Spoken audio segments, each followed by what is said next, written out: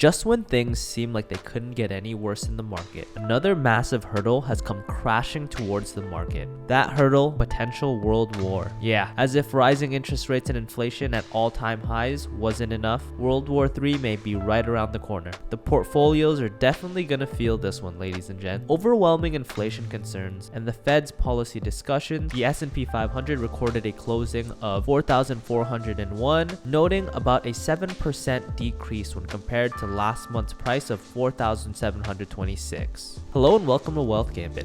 On this channel, we cover the latest trends in the market. If you are into stocks and like this type of content, hit that like button and subscribe to never miss an upload. By the way, we recently made a Facebook group called SoFi Investors, so for those of you who like SoFi, feel free to join us over there. Link will be in the description. Just a disclaimer though, we are not financial advisors and none of this is financial advice, so always do your own due diligence. Shouts out to Sabertooth who commented on our video Meta/Facebook shutting down in Europe. Thanks for watching, we appreciate it. In this video, we'll talk about news that may affect the market and ultimately maybe even our portfolios. Should you panic sell or diamond hand this like a champ? Tune in and find out. As soon as the news of the potential Russian invasion to Ukraine reached the public last Monday, Goldman Sachs chief global equity strategist Peter Oppenheimer said stock markets could face a much worse case scenario compared to the annexation of Crimea in 2014, a time when the Russian invasion sent the Dow Jones to fall by nearly 1% while the S&P 500 and the Nasdaq fell about 0.7%. According to CNBC, stock futures have dipped since February 16th, getting futures on the Dow Jones Industrial Average to dip by 0.46%, while the S&P 500 futures declined by 0.5% and the Nasdaq 100 declined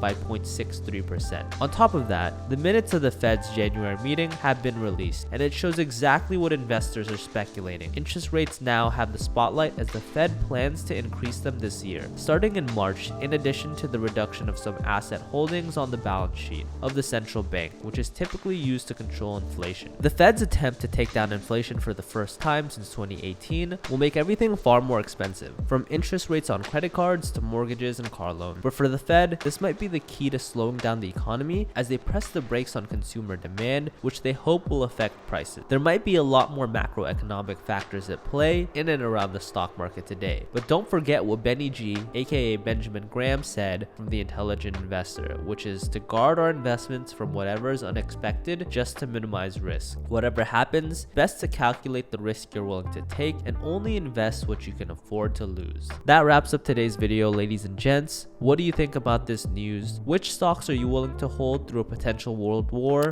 Let us know your thoughts in the comment section down below. Until next time, ciao.